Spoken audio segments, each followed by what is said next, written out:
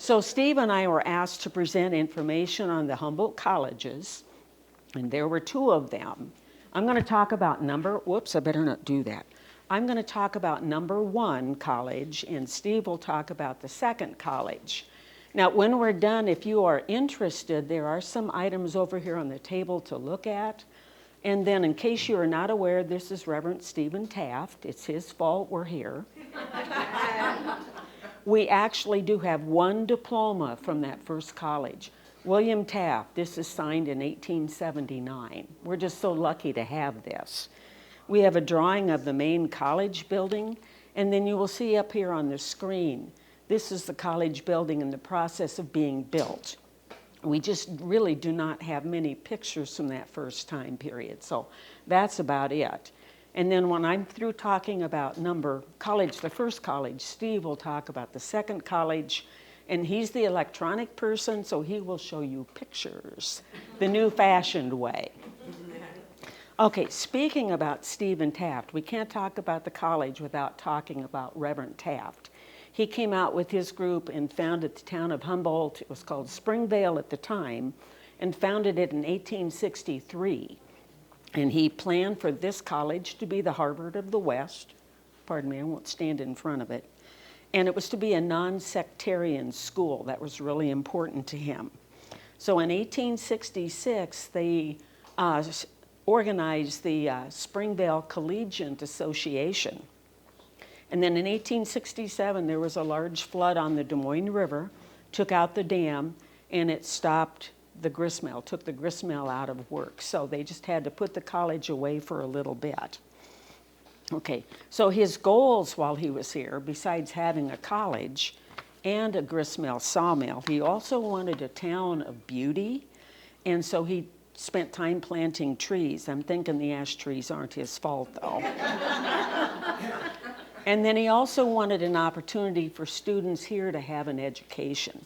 Now, you have to remember, in 1870s, there were no high schools in Humboldt County.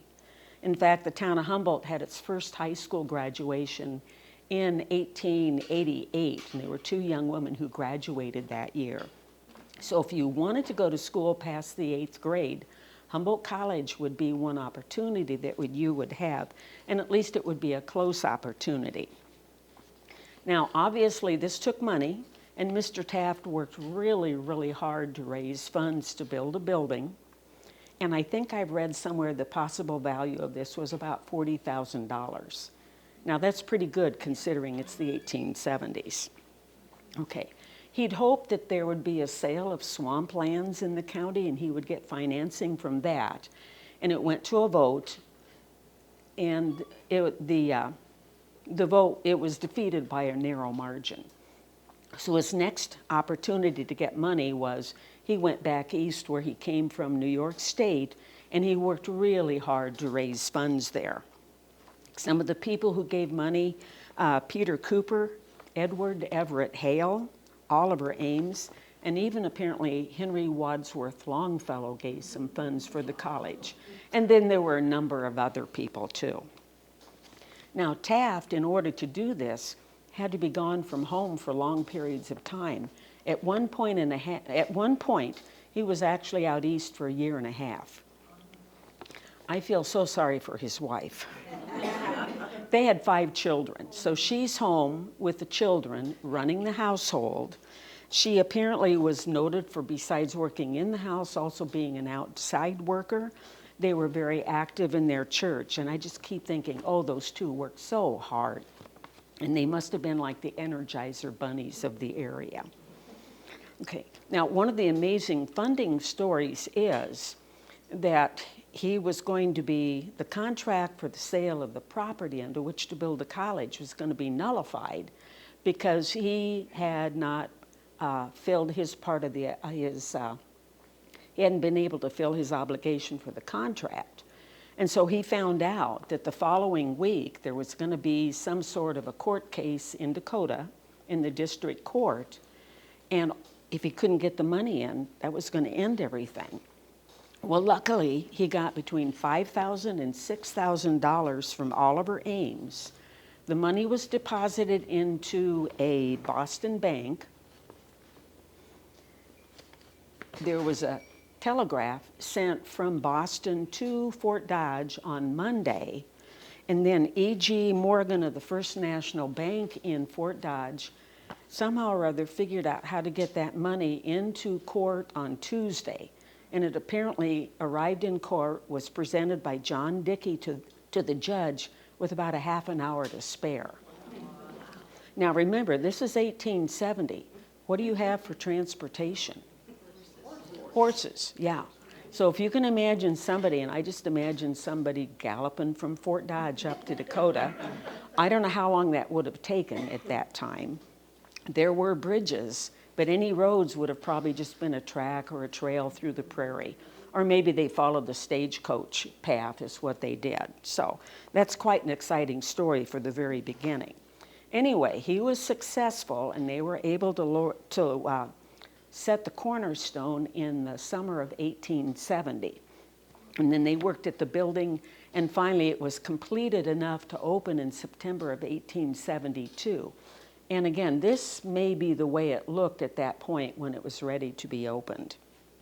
Okay, now it was built of native limestone, and as you can see, it was 3 stories tall with a tower, and there actually was a basement also.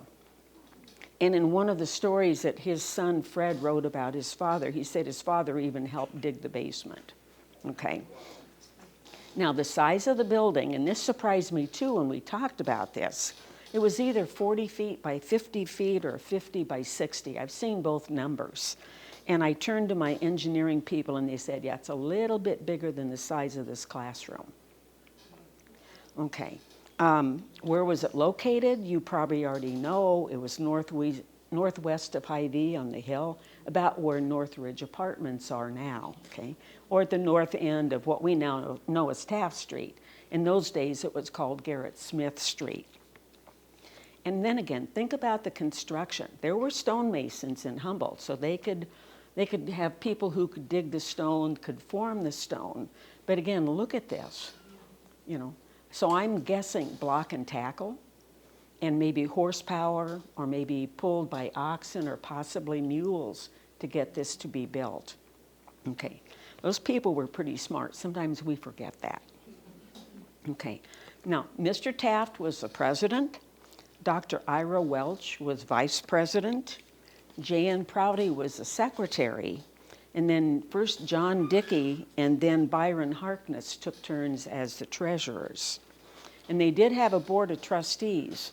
And the trustees were made up of local people and people from the state of Iowa. And he also had an Eastern board of trustees. We'll give the Schultzes a minute to sit down here.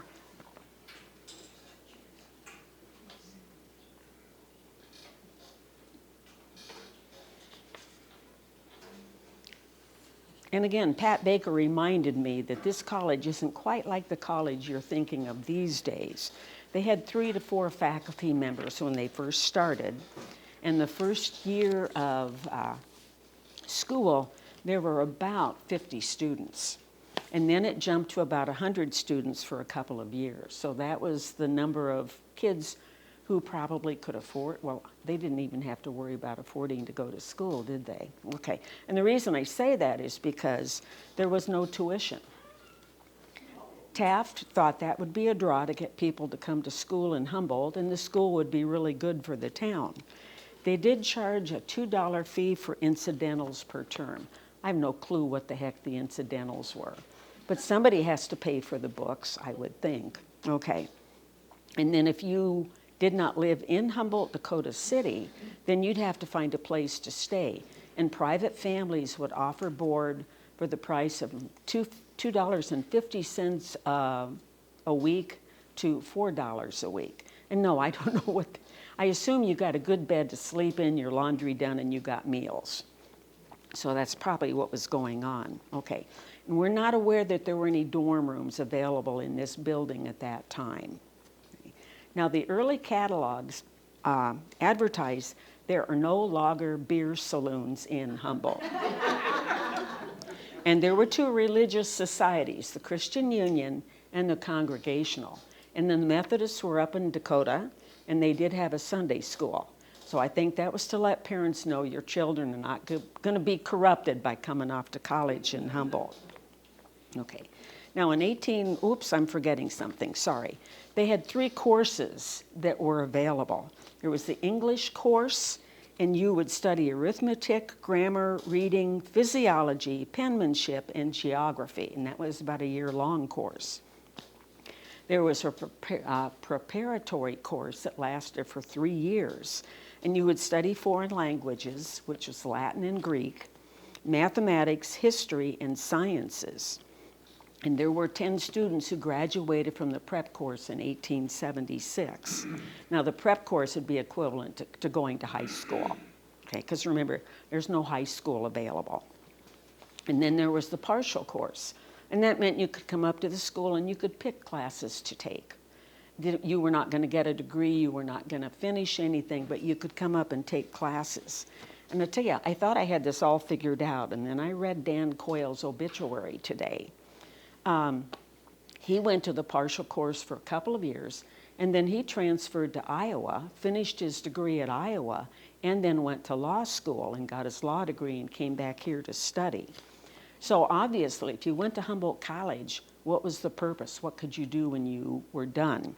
Well, you were trained to teach school, you could get a better business occupation, and you obviously could go someplace else to go to college.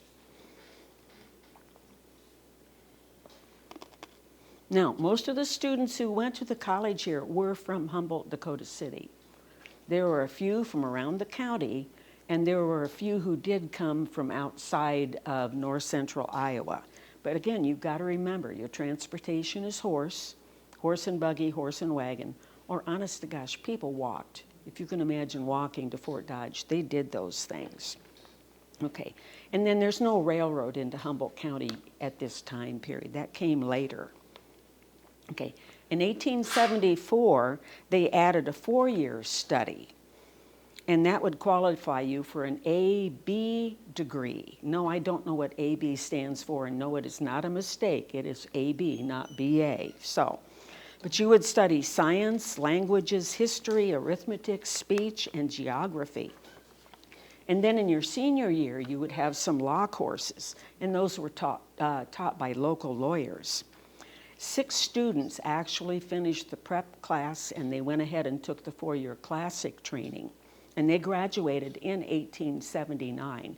And they're the only official college graduates that we're aware of that did that lengthy study. And the 6 children were William and Fred Taft. Stephen was their dad. Okay. Adele and Gazelle Stevens, their father was Julius Stevens. He was a local congregational minister and also taught at the college. And then George and Frances Welch, and they were the children of Dr. Ira Welch. Some of them did go on to attend school in other colleges in Iowa.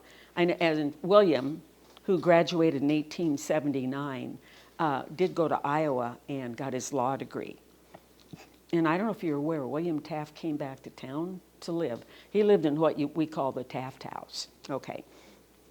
Now, they did have music and drawing courses available, and the building did include a chapel, a library, and a gymnasium equipped with health equipment. No, I don't have a clue what the health equipment was, but that was advertised as being available. Okay. Now, it wasn't all study. These kids did form a society known as the Sans Pareil or Pareil Society. Wikipedia did not help me with that, so I'm just guessing it's a literary society. And they did have social evenings every couple of weeks. So they would listen to music, they would have essays, poetry, speeches, debates. They did form an amateur dramatic club, and we have playbills from 2 plays that were presented at that time period. One was Our American Cousin, and the other was 10 Nights in a Barroom.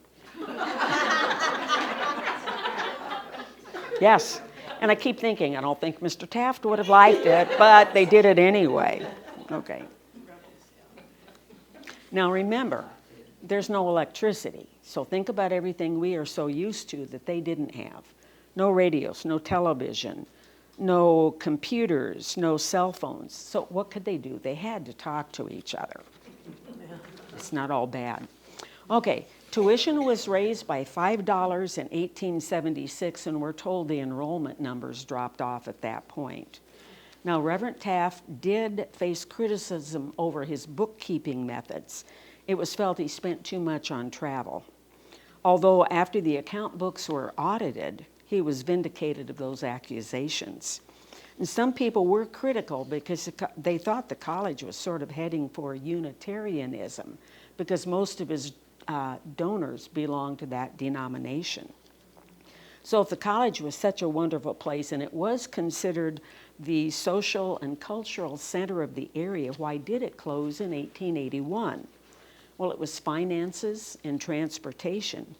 The Eastern money, which they needed desperately, dried up due to the Boston Fire of 1872. There was a financial panic in 1873, and then the railroad companies defaulted on their bonds, which did not help any. And of course, the local economy was affected by this. Plus, in the 1870s, there were several years of grasshopper invasions. And I have been told grasshoppers will even eat paint off a fence. Okay, so you can see what would happen to the crop. So there's no railroad into the county. Your crops are not that great. There's no way to get your crop to market if you've got something to sell. So there's just really a lack of funding. Now, you may have heard about a boardwalk that crossed the slough at the foot of College Hill. And Steve will talk about that boardwalk a little bit later. But you can still sort of see the slough. What happens to the Hy-Vee parking lot when there's a lot of rain? That's the slough. Okay. So what happened to the building when the college closed? Well, a man by the name of W.M. Martin did start a Humboldt Academy and Normal School. In 1872, it was located in the Congregational Church, and in 1873, it was located in the college building itself. Okay, and then after that, we really don't know what happened to his school. And then as far as we know, the building stood empty until the middle 1890s. And at this point, Steve will fill you in on that one. Oh.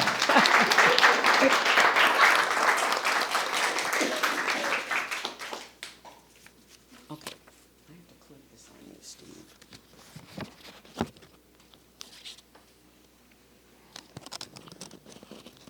Hook me up there. Make sure it doesn't fall off. Oh, and if you have questions, be sure and ask afterwards. We'll do our best. I'm going to talk to you. Can everybody hear me? I'm going to try to talk in my loud voice. I usually am very soft-spoken, but I'll try to talk in my loud voice today. This is college number 2.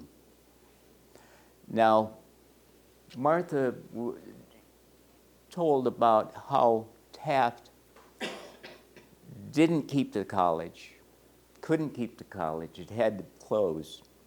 And there were 2 main reasons why it did. And one was he didn't have an endowment, no money. Second thing was transportation. That was 1879 when it closed. Fast forward 11 years. Railroad came to town in 1879 is when it came. Them in St. L, up from Fort Dodge. When that happened, you know, let's go back a little bit. Let's go back to 1863. We had a transcontinental railroad, but we didn't have spurs from Des Moines to Fort Dodge. This happened much later, and in Humboldt, it came in 1879.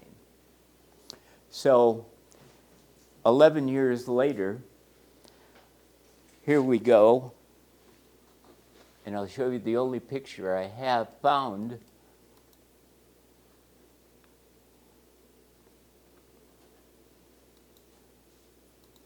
And it's not a good one. Let's make it bigger here, if I can. Oh.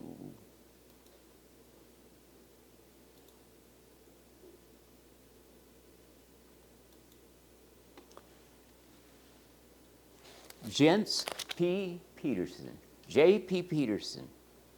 He was a native of South Dakota, Elk Point. He went to South Dakota University, got a degree, decided he was a good businessman. He came to Humboldt, saw the college, and decided that he wanted to open it. And what he did was he said, I'll open the college. Give it to me tax-free. And then I'll build 2 dorms, and there'll be no taxes, basically. So one thing I will say about Jens is that he was crippled. He always ran around with a cane and a crutch.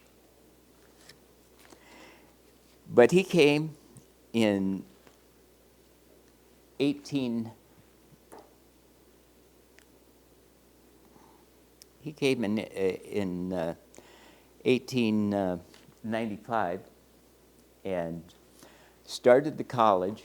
He had 7 courses to start off with. It was a business school, is what it was. It wasn't like Taft. It was a practical school for practical people. That's the way he marketed it. And he was quite the businessman in that he used student labor on the farm to produce vegetables, to keep the costs down for food. So he was working all ends against all ends, I guess. His brother-in-law, A.L. Ronell, was his business partner, and we know very little about him, but he was a pretty smart guy. Now, how many of you went to school here in Humboldt? How many graduated from Humboldt? Oh, gosh, quite a few. How did we know when one class was over and the next class would begin? Bell rang. And Julie, Yes. you were telling me about your grandmother, and she had a bell, Yes. and she'd ring it. But the school bell system that we have today was invented by A.L. Ronell. He had a patent.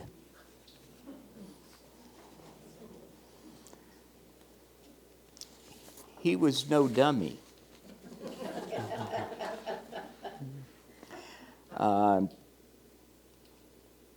Professor Ronell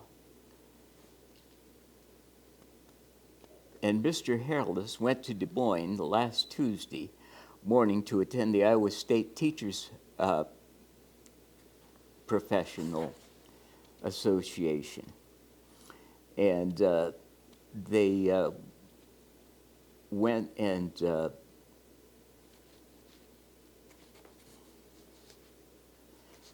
talked on his programmable clock. And he stayed until about the year 2000, or 1900. And then he moved to Waldorf at Forest City, and he was president of the college there for about a year and a half.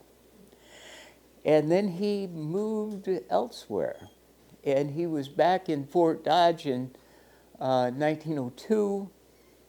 He lived until 1944, and he's buried out in Twin Falls, Idaho. How that happened, I don't know. But the start of the college for him was quite tragic, because he had a daughter that was just a few months old. In fact, his wife must have been pregnant when he came to college, and they started it. But she died in February, and she's buried out at Union Cemetery. And later on, we'll see the picture of her gravestone.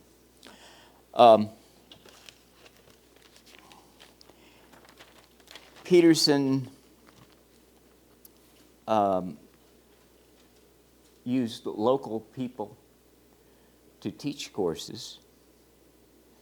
Florence Prouty for art, Claude Coyle for music, and a local Emmons St. L station master, H Taft, for telegraphy.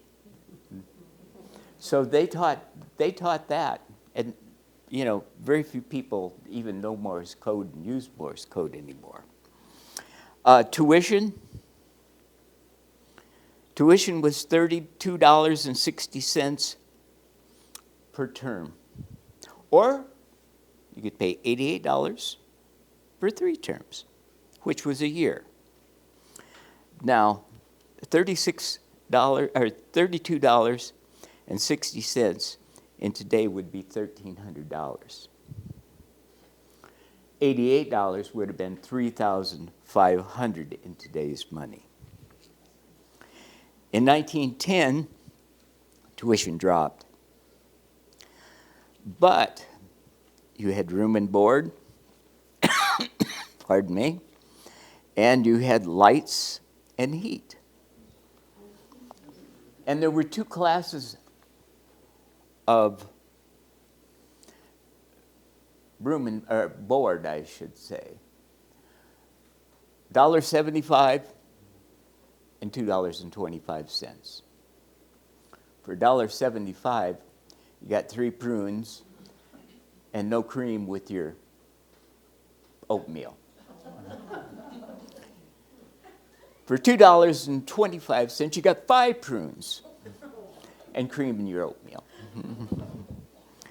Now, for a term, it'd be $1,977, approximately $2,000 for a term. But for a year, in today's money, it'd be $6,000. So education, if we say you had 60 acres of corn and you got 50 bushels out of that at $1 a bushel, you could afford to send your kid to college. So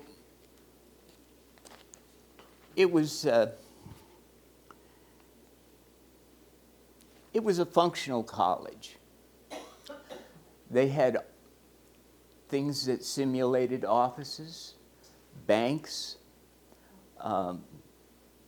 Their big thing was, typing, bookkeeping, but they did teach business law and regular law. In fact, H Taft was, in the early part, he was one of their lecturers. So he still was a part of the college, even though he wasn't a part of it. The college kept on, and Al Adams was the editor of the local newspaper. He was a promoter of the college, and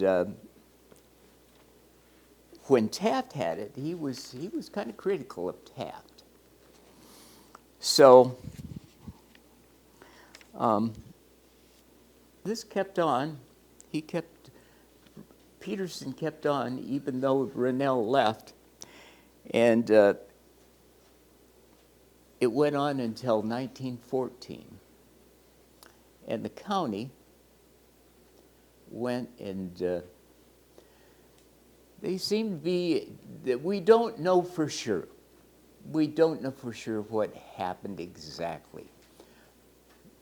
We can speculate that maybe there was they wanted some tax money out of that. They saw that Peterson was making money, and they felt like he should pay his fair share. And the citizens of Humboldt just kind of ignored it and let the college go, because the last year, I think that he sold it to Mr. Bradburn. No, he sold it to a guy from North Dakota. He sold it to a guy from North Dakota, but Mr. Bradburn, who owned the dairy, ended up with. He bought the land eventually. But he leased the college for the last year. And when the tax thing blew up, he took off and he went to Minneapolis, and he started Humboldt College there. Well, he called it Humboldt Institute. And it was a business college.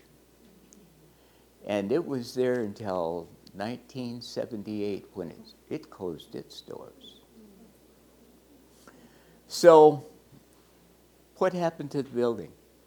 The building was still standing. 1914, 1915, 1916, 1917. What happened in 1917 in Humboldt? Well, the city decided that they needed a new high school. So they started to build the 1914 building, as we know it, the old junior high. Where are you going to educate these kids? They just demolished their high school so that they could put a new building up in its place. Well, they went and decided that they'd kind of fix up the old college and the kids would go to school there.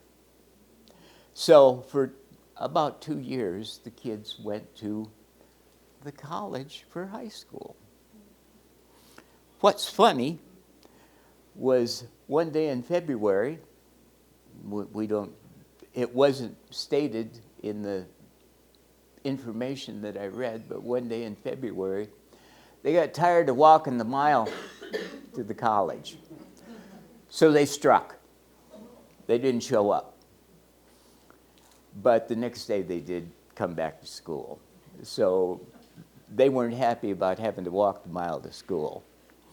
Where kids in country school, some of them had to walk 2 miles to school. And I'm sure that a few of you that maybe went to a country school did have to walk.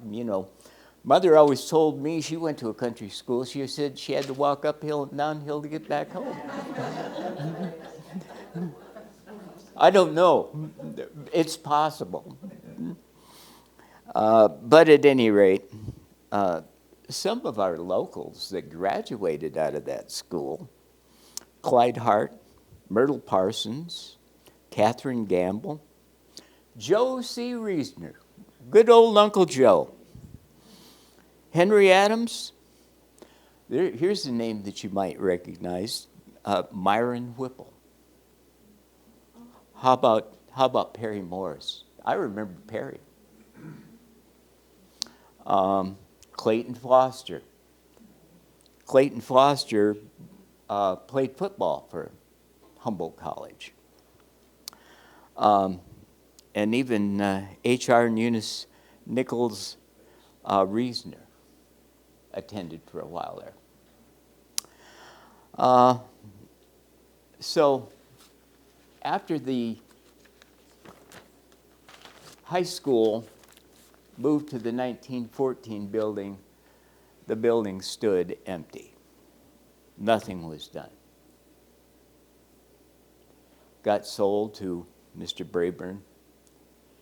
He wanted to use the land as pasture land for his cows. He was running a dairy operation. Everybody thinks that the Braeburn brick house, I think that Ray Stockdale lives there. They're sitting here. Oh, okay. Raise your hand, please. I haven't seen you in years. At any rate, everybody thinks that that was the college president's house. Well, it wasn't. That was your. And in fact, I read somewhere where they skated in the attic of that house. I don't know. It was that big. They couldn't do that in the president's house, but it was a gingerbread house, and I'll show you a picture of that. But at any rate, building stood empty, started to go downhill. I don't know if the kids threw rocks at the windows like they do nowadays, but what do you do with it? Well, they had to get rid of the dormitories, so they tore them down. But that college building, what do you do with that? That was built to last 400 years. Well, we had rock quarries, and they blasted. So they got a bunch of dynamite, and they loaded her up, and they touched her off, and it blew out the windows. So they loaded her up again, and this time they got the job done. And today there's very little left in it, or of it. But there is something. Now, who's up for a virtual tour of the place? Everybody wants to take a look and see the college. I'm going to have to sit down, but I'll try to talk real loud.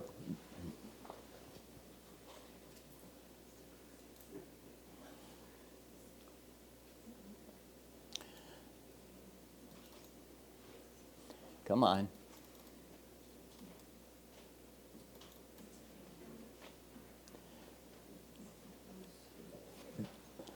Mr.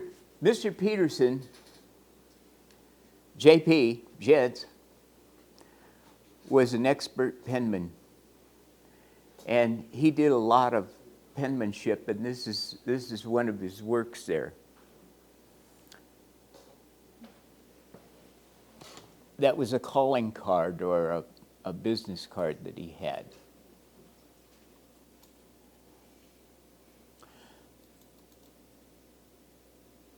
This was taken in 1900. There, you can see the two dorms, one on the left, one on the right. The one on the right was the women's dorm, and it was built first. The one on the left is the men's.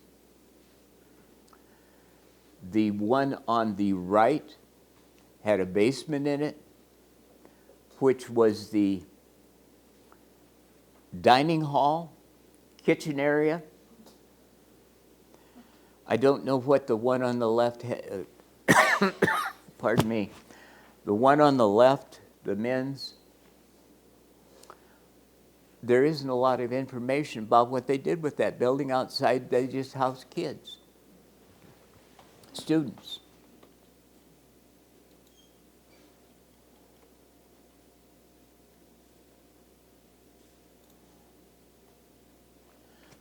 I don't want that one right now. I want this one.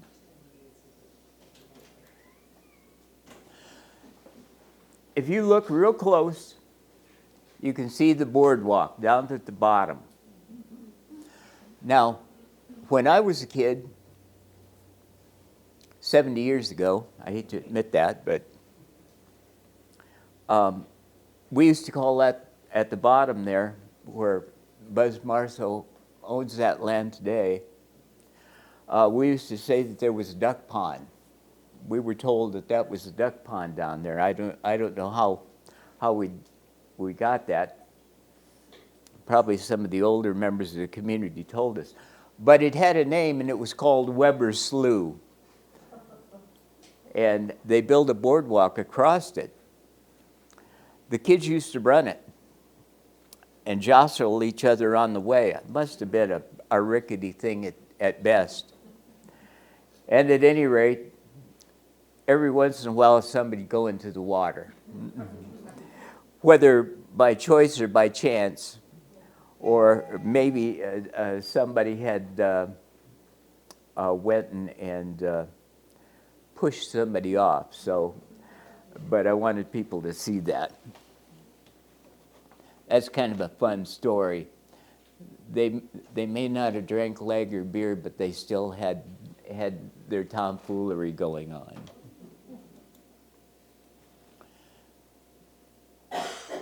Here's a nice line drawing. J.P. Peterson's Humboldt Commercial College. If you look, afterwards, if you want to see some of these, you can come up and it might be hard for some of you in the back to see, but they misspelled Humboldt on the building.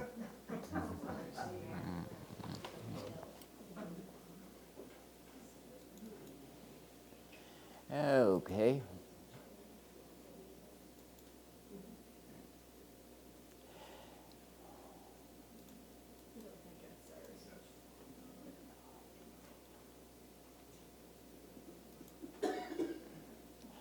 Well,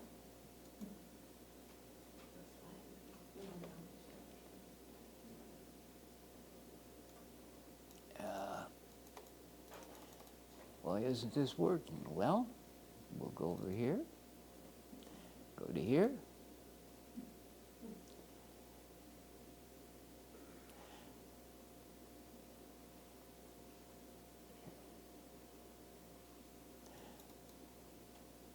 Here is a picture of some students. They're up on the windmill so they can be seen.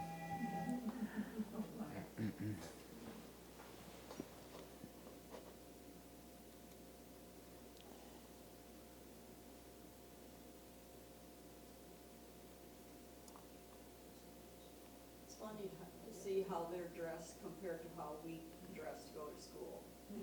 They all had suits, looks like suits and ties and. Now they wear jammies. Yeah.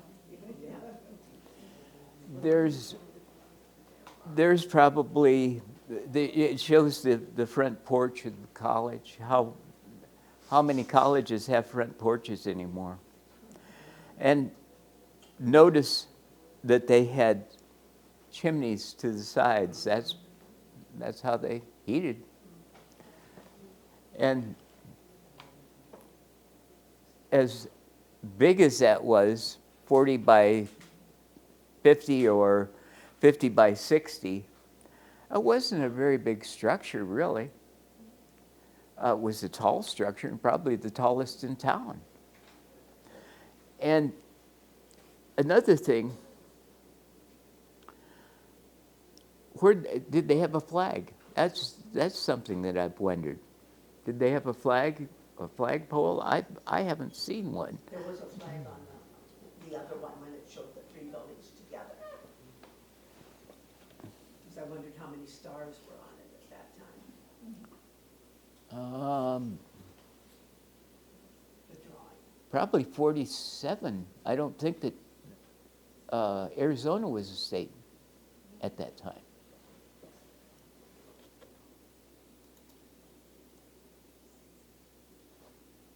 Oh boy. I wish that I knew how to run this thing. Okay, let's go on here.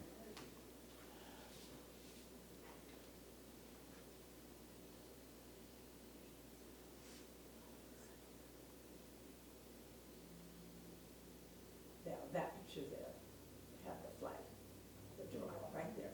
Oh, okay. But that's, remember now, Candy, that's a line drawing. Yeah.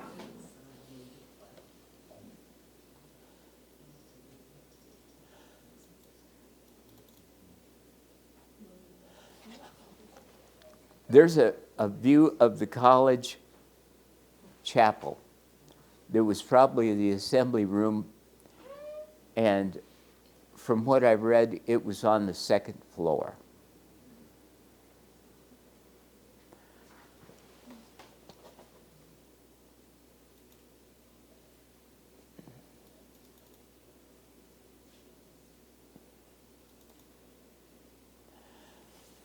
This is a commercial, the business classroom. Now, believe it or not, they had telephones set up in there. And Mr. Rennell would go and had to recharge the batteries to the phone system. We have an article that he recharged all of the batteries for the school, and that was a big news item.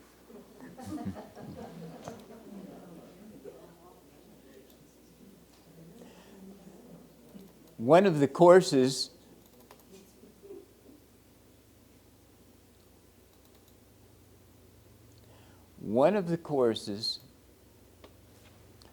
that they had was elocution, both in the old and the new college, College 1, College 2. Elocution. There's the elocution class. I love the poses that those ladies are doing. You know, classic Greek. I think they're all in togas and oh my goodness. That must have been something to see there.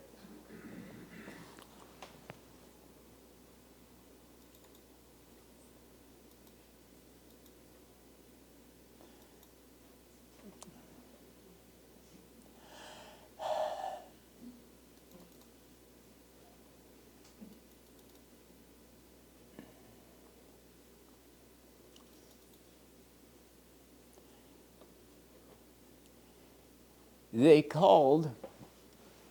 called home economics domestic science. How'd you like to cook on something like that?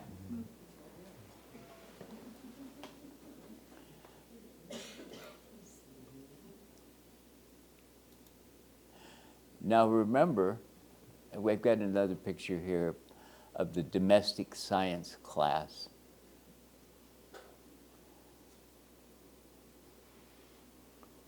There we go.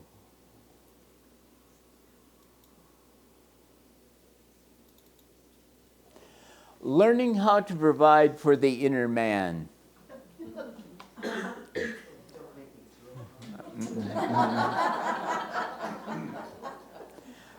I would imagine that the ladies that were taking that class were also cooking the meals for the students.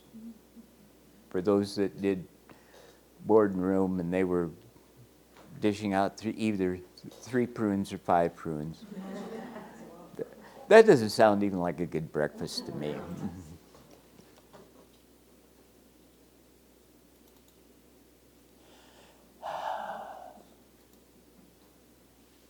We'll get there. If you get bored, tell me.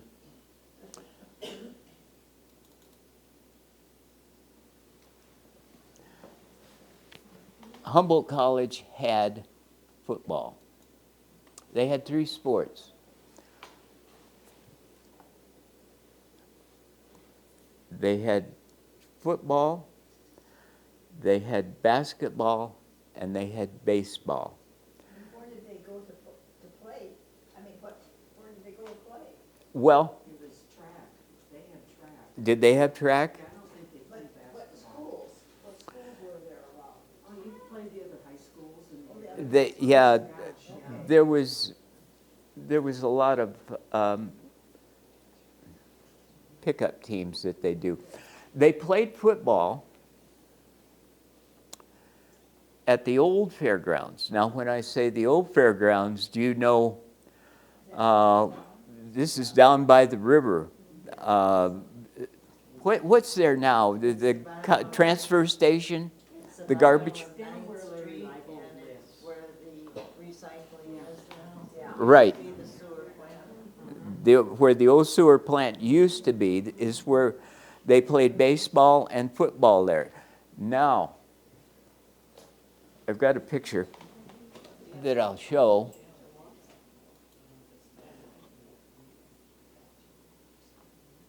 And those were all boys' sports, right? No girls? There was no girls' sports that we know of. There could have been, there's a picture I'm trying to find. I'm sorry. Now,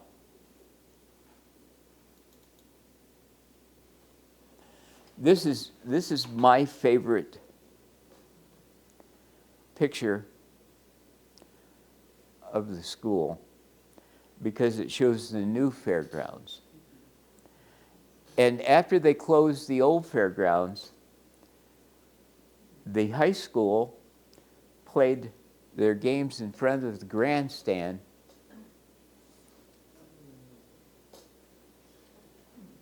at the fairgrounds.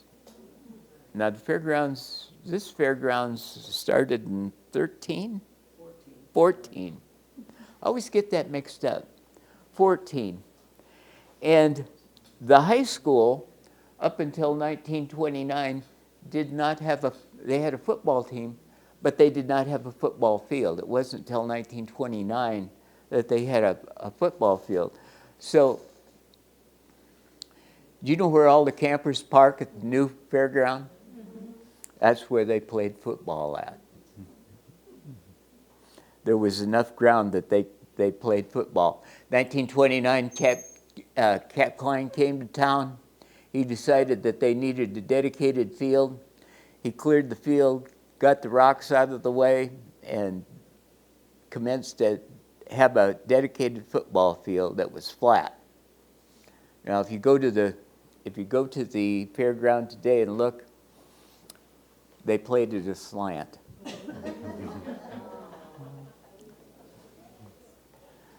I don't know why they didn't play in the middle of the racetrack, but I think that they had the baseball field there.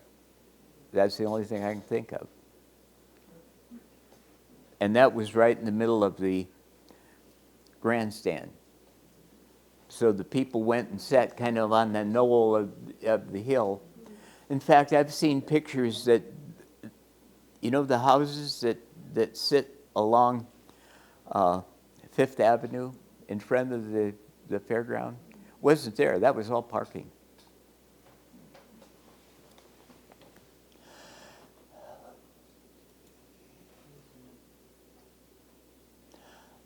Go there.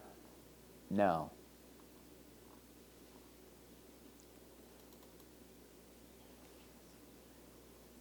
this is the college president's home. It's a gingerbread house today, or was then.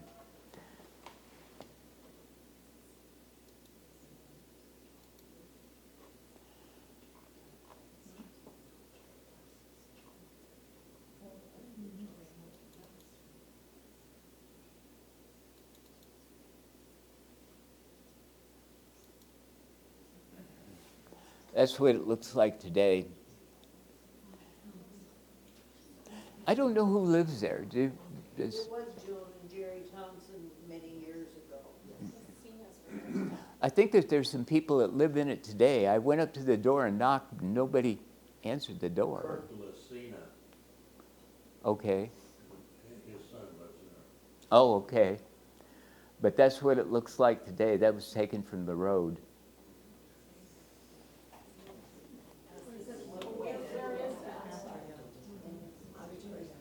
Was there a question? Where is it located? Do you know where, if you go up Hatcher Road, there's that apartment complex, and then I think there's 3 houses there, and it's the 3rd house. It's the big one. It's the big one that sits behind the, it's hidden by some pine trees. West side. Yeah, it's on the west side. Jeff Harklaw, I think, has the only one on the other side.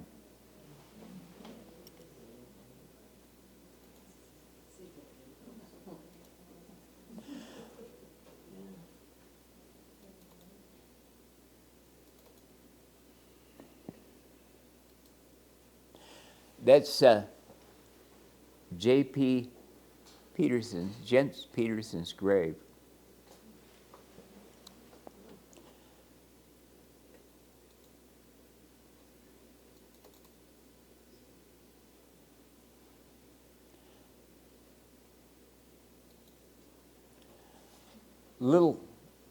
Little Florence Rennell's grave, and supposedly they were buried in the same plot. They are, Steve, trust me. Yeah, and it's a long plot. It's probably 20 feet between those stones. You can see the corner of JP. This is JP's. This isn't, and she's over here, so it may have been an L-shaped one too. I don't know. But I have to trust Martha. When it comes to the cemetery, the Lorenz Cemetery. We debated that. What's left of Humboldt College today?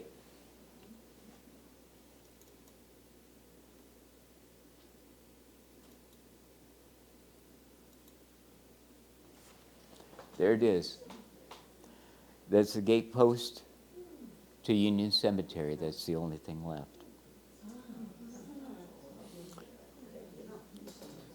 Now,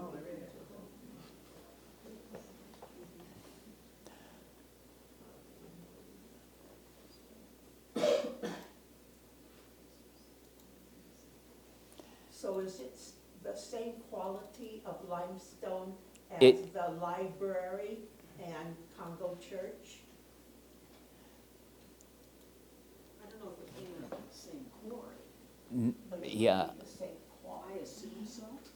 Yeah, it's much different as far as they've kind of squared it off. And I think that if you look at some of the stones, you can see some damage on them.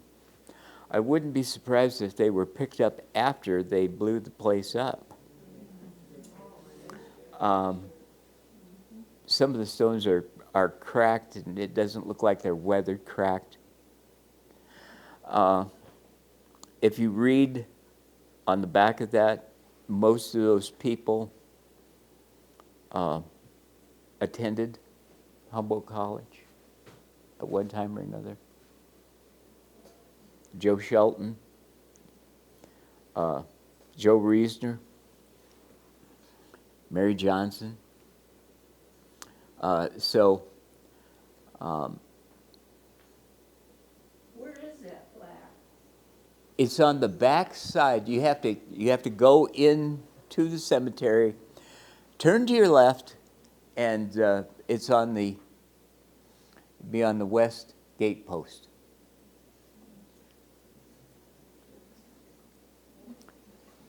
Now, with that, is there any questions you have about the second college? Must have covered it good. Great job. Okay. Steve.